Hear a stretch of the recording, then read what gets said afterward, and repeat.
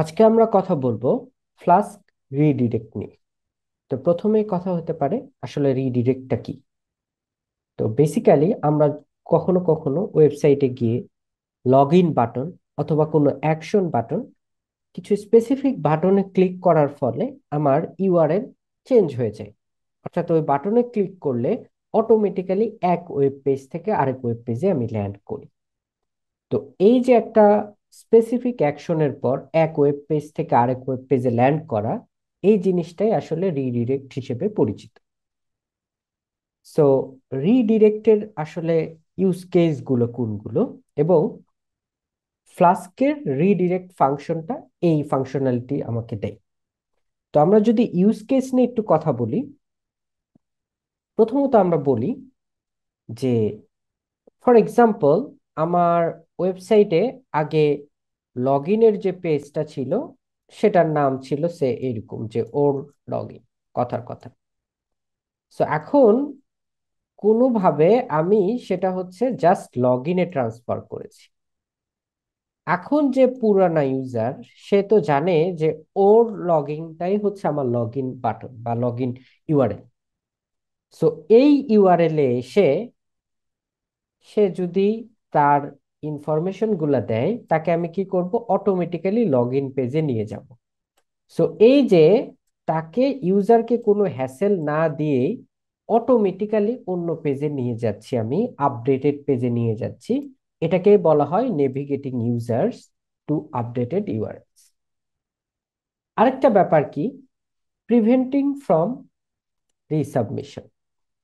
So form resubmission ব্যাপারটা কি, ধরেন আমি একটা অফার প্লেস করেছি, প্লেস করার ফলে আমি ওই পেজটা কোনো কারণে সাথে সাথে ইমিডিয়েটলি রিফ্রেশ দিয়েছি। সো রিফ্রেশ দেওয়ার ফলে এক রিকোয়েস্ট দুইবার যখন সেন্ড হবে, তো অর্ডারটা একবার প্লেস না হয়ে দুইবার প্লেস হবে। সো এই ধরনের সমস্যা দূরীকরণে কি করা হয়, আমরা যখন টিকিট কাটি, পেমেন্টটা সাকসেসফুল হয়, তখন ওই পেজে না থেকে আমরা অন্য একটা পেজে ল্যান্ড করি যেখানে সাকসেস মেসেজ বা পেমেন্ট সাকসেস এরকম দেখানো হয়। এর ফলে কি হবে, একই পেমেন্ট বা একই ধরনের রিকোয়েস্ট বারবার দেওয়ার প্রয়োজন হবে না। সো আমরা এটার তাহলে একটু কোড এক্সাম্পল দেখি যে কিভাবে কাজটা করা যায়। তো এই জায়গায় দেখেন, আহ, আমার কোডটা লিখেছি।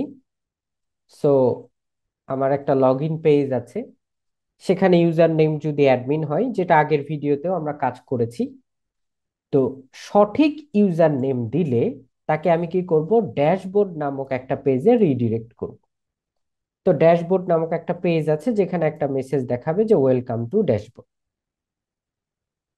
সো এই কনসেপ্টটাই আমরা অ্যাপ্লাই করেছি এইখানে। আমি একটু দেখাই। সো আমি এই জায়গায় যদি আসি, দেখেন এইটা হচ্ছে আমাদের লগ ইন পেজ। এই জায়গায় আমি করলাম কি, অ্যাডমিন লিখলাম অ্যান্ড লগ ইন দিলাম। সো ওয়েলকাম টু ড্যাশবোর্ড এই কথাটা লেখা উঠছে। সো দেখেন, এই যে লগ ইন বাটনে যখনই আমি প্রেস করছি, আমার রিডিরেক্ট ফাংশন এই যে ড্যাশবোর্ড নামক পেজে নিয়ে আসছে। এটাই হচ্ছে রিডিরেক্টের কাজ। আমি আবারও ব্যাকে যাই, অ্যান্ড এইখানে আমি অন্য নাম দিলাম যেটা আমার ভ্যালিড লগ ইন না। সে কি করছে, invalid log in try again. So এটা আমাকে আবার লগ ইন পেজেই ব্যাক নিয়ে আসছে।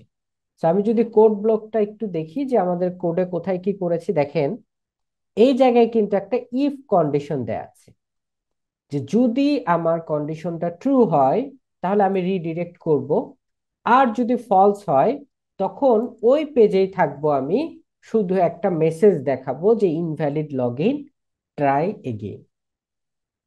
সো এটাই ছিল রিডিরেক্টের কনসেপ্ট। আমরা পরবর্তী ভিডিওতে অন্য এক্সাম্পল নিয়ে কথা বলব। Thank you.